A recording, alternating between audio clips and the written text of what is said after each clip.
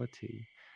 And when you consider this, you don't have a problem because you can say, okay, Atman always gets reborn and reborn again, and there is Brahman, the whole essence of everything. But when you start with Buddhism, you start with the thought of Anatman, so there is no such a thing as Atman. So how would you think about samsara? Again, I don't know who's coming in there, but if you want to find us, just join us here in the meditation square. We are still in the middle of the introduction. Hey there, Ozzy, nice to see you. So when you consider this, so you don't have the Buddha, you have these different schools arguing about this question, arguing about how to think about that. You have the Sarvastivada, Sarvastivada Guptaka. I don't go on with this stuff. It's pretty complicated. And you can read it. It's a certain literature about the Abhidharma, the thoughts about the Dharma. They got trapped because they recognize, okay, this discussion will never get to an end. It leads to nowhere. We are stuck. We are trapped in our conceptualization, in our ideas. And it is marvelous from somewhere there emerged another kind of literature which has no author, no school, nothing. It just appears, and it appears and speaks to the mind of the Sangha. And it must be some kind of revelation, some kind of clarity which was there. And one thing was clear, it didn't come from any school, it didn't come from any clever human being, but it was there and it just said no. No was the only method of this literature. So they thought about what is consciousness, vijnana, what is the nature of consciousness. There is no consciousness. So because there is no consciousness, there is no nature of consciousness.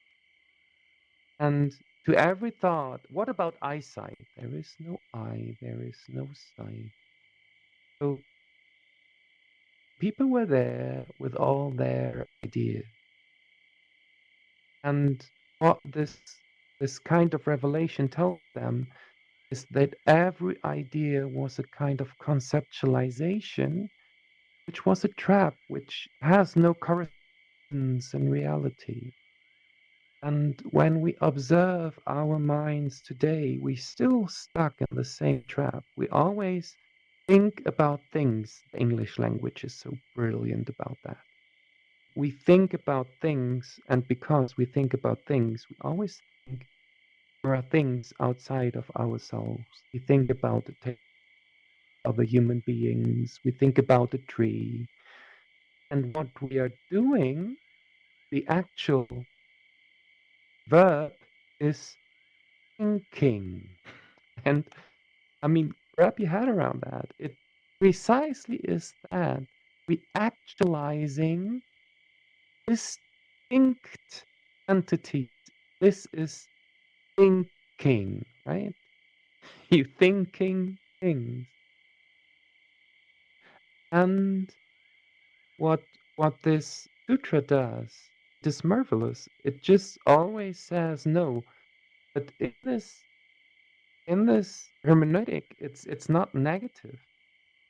Because by saying no, it tries to bring us into a state of openness which gives totality the opportunity to speak. Because the obstacle are our thoughts, our conceptualizations, which seem to be so stable and which bothers us all along. Yeah, and when we read this sutra, it begins in a wonderful way because I already told you that it must be the case that this literature just came from somewhere, right? No school, no human being, but who? So tells us this new way of being in the world, and it was clear for them somebody it was another projection. They thought it was Avalokiteshvara, right? And this is how the sutra begins every time the Bodhisattva Avalokiteshvara, the Lord who contemplates the world, tried the depths of the Prajna Paramita. He saved one and all sentient beings through his clear insight that all skandhas, every formation principles, are empty, and he redeemed them all from all sufferings and sorrows and hardships. So basically, the depiction of Bodhisattva Avalokiteshvara is here on my left. And you see him, he's really the Bodhisattva of compassion. He's always depicted with thousands of hands. So he can give a hand to every sentient being that suffers. And he's depicted with 1,000 hats. So he can look everywhere. And he sees you as you really are. This is the nature of Avalokiteshvara. And what is meant with Avalokiteshvara is not a transcendent entity living in Sambhogakaya anywhere. This is not the way Buddhist teachers were thinking at that time. When you see maybe this depiction here, or you take a look at Bodhisattva Avalokiteshvara, you see deep inside of yourself, this deep insight, that all your conceptualization is false. This openness that is created inside of you feels to you from the viewpoint of your false self as something other helps you to enter that state. But when you're out of that state of this false self viewpoint, you see that there is no other. There is no other thing as Bodhisattva Sattva Avalokiteshvara. And to get rid of this thinking thing is the path of the Zen tradition. And when you ever ask what is the meaning of Zen meditation, it is just be. It is hard to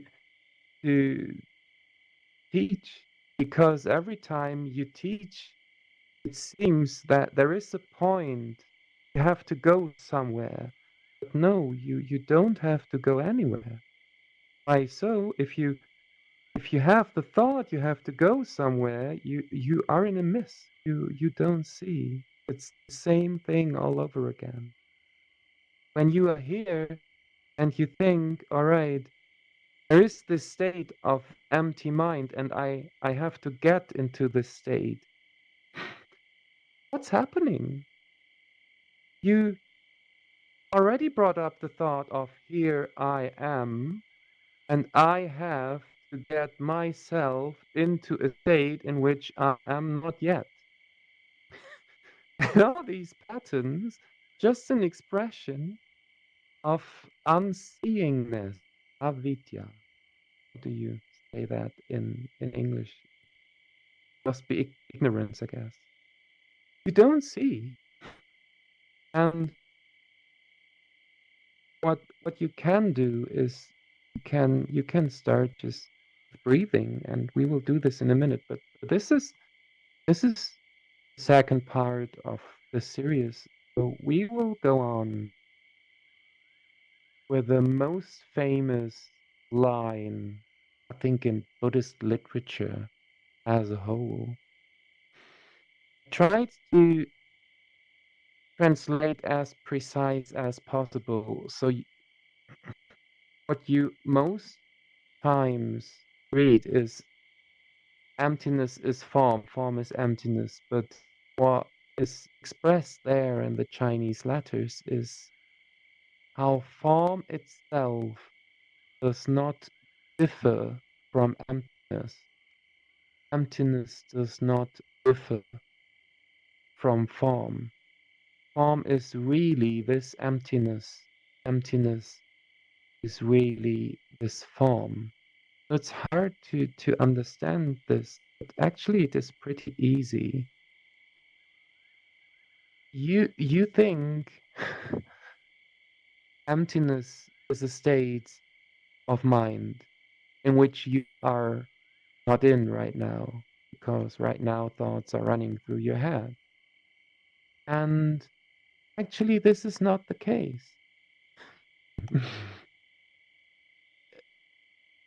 When you have this thought, I'm in this form, and there is a state of emptiness, and I have to reach the state, you got lost already.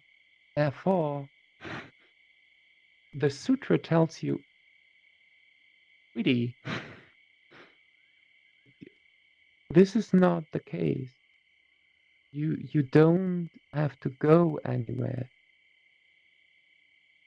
You don't have to. You don't have to bother. You don't have to think that you have to free yourself, because that would mean to free yourself going from form to emptiness. And this was the question of the early Buddhists, how to bring these skandhas to nirvana, right?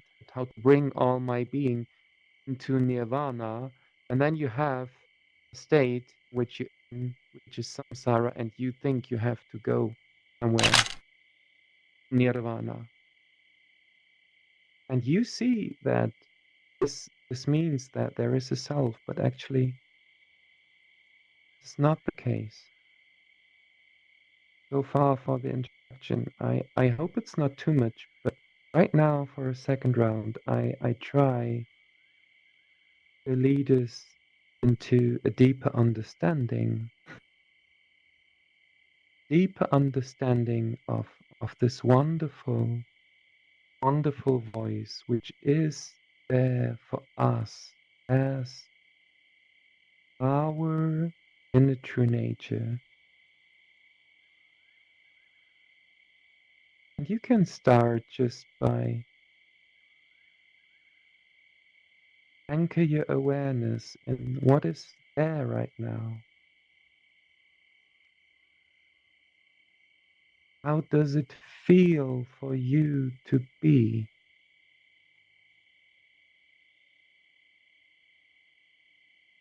And with the next breath out, you have all reason to deeply, deeply relax. Because what is there to help us, our own inner true self, tells us right now that all the struggle we have, becoming awakened, emptying our mind, stopping our thoughts from arising, all of that was just a mistake. Was just a mistake. We have all reason to just be there because we are already awakened.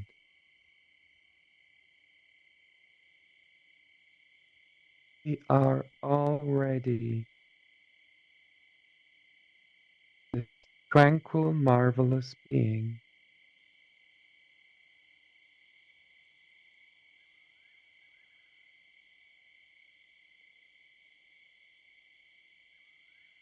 And you can just be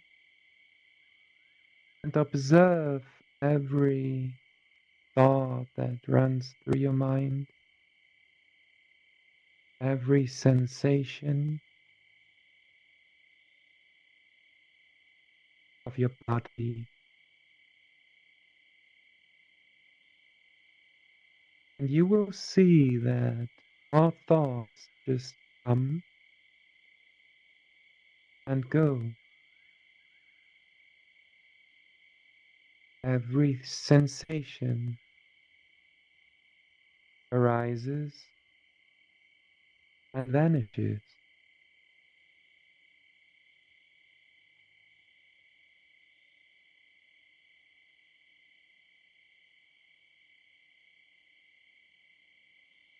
And you are just here, witnessing all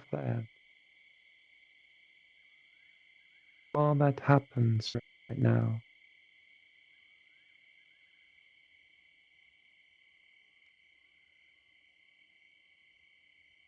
And you don't have to try anything.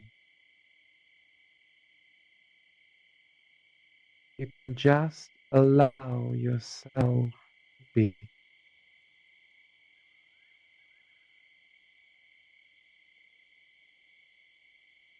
Try to feel how redeeming this attitude is. I don't have to do anything. I don't have to go anywhere. I can allow myself to be.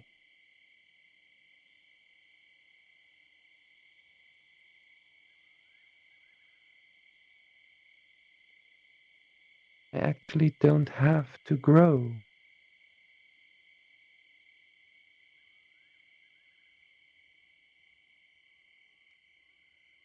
I cannot grow.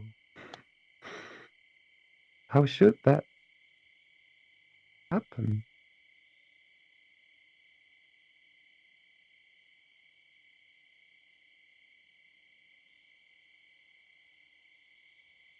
The form I am, the form I perceive, when I look in the mirror,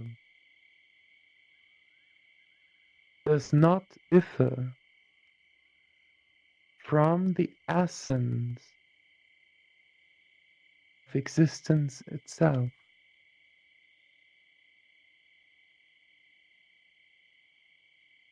And how should the essence of existence grow? Not possible. To give us an image, and I'm begging you, don't bother your mind. Just take this image, let it fall as a seed into your mind. Don't bother, don't think. When Buddhist sutras try to give you an image, it may feel for you like you are a drop in the ocean.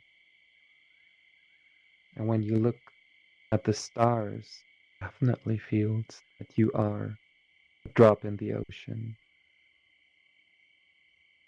But actually,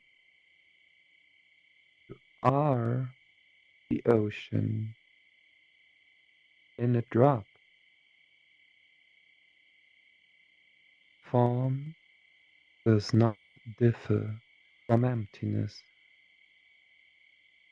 Emptiness does not differ from form.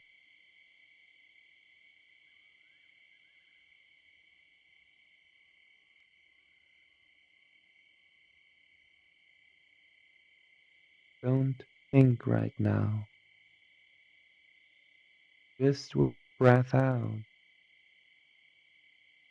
Be there.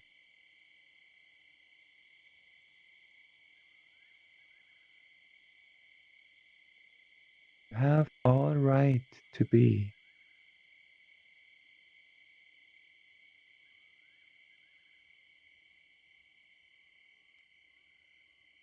There is a place inside our mind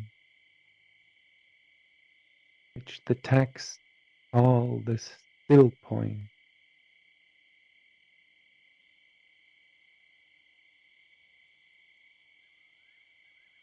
This realm was never touched by anything. No trauma, no pain, no thought. And maybe you know this place when you practice for some time. It happens that thoughts are just not there, and you feel this kind of peace which is not from this world, a peace that appears that it has never been disturbed, never touched,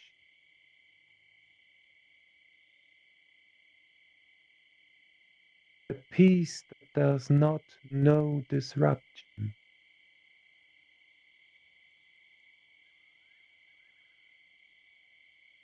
If you feel only a glimpse of this peace, trust it right now. You have all right to do so.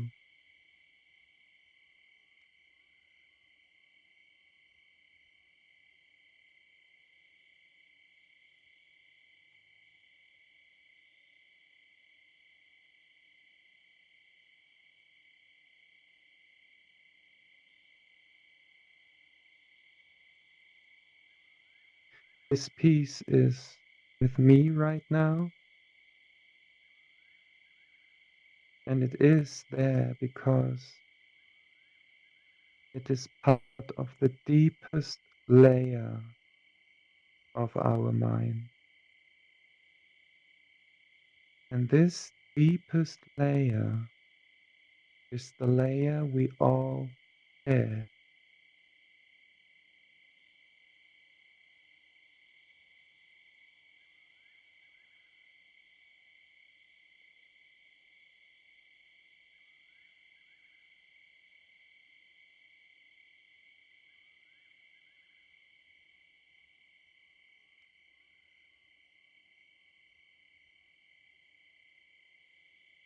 The next 5 to 8 breaths,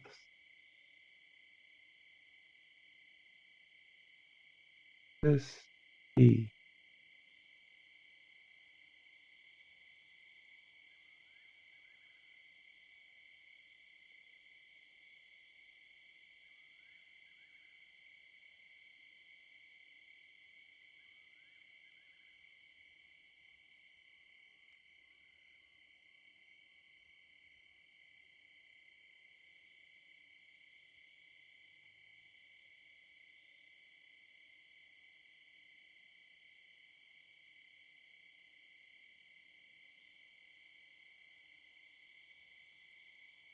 We will listen now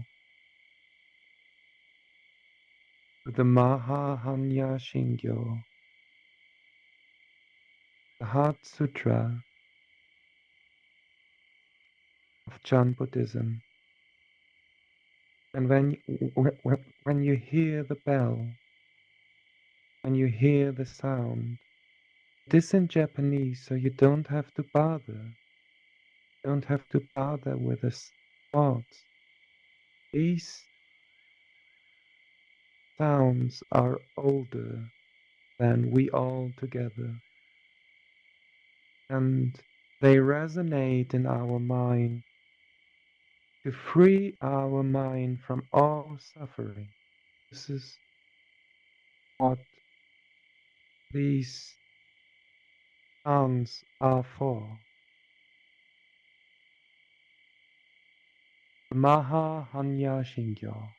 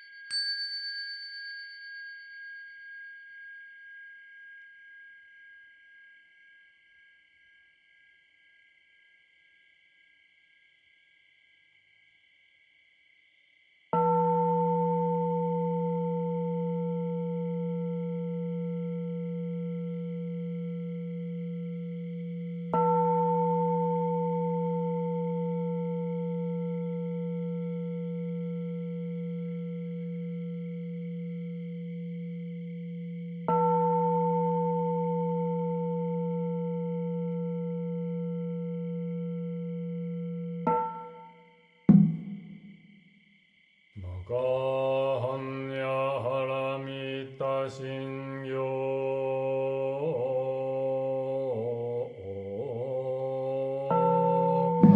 自在菩薩両親般若波羅蜜多師匠天後海空の一切空薬者一式不意空空不意識識即世空空即世識重創業式薬分業税者利子税小空祖不小不滅不空不上不相不減税国中無式無重創業式無限に理性心に無式証拠に即法無限界内し無意識界無無明薬無無明心内し無老死薬無老死人無空襲滅道無死薬無得意無所得公母内サタエ般若波羅蜜多高深無下下無下下公無空不安理一切天道無足行涅槃三世小仏へ般若波羅蜜多高徳あるくたら三脈三宝大高知般若波羅蜜多世代真宗世代妙宗世無常宗世無道道宗道場一切空真実不公公説般若波羅蜜多収束説収圧ギャテギャテアラギャテアラソギャテボシソアカ般若心経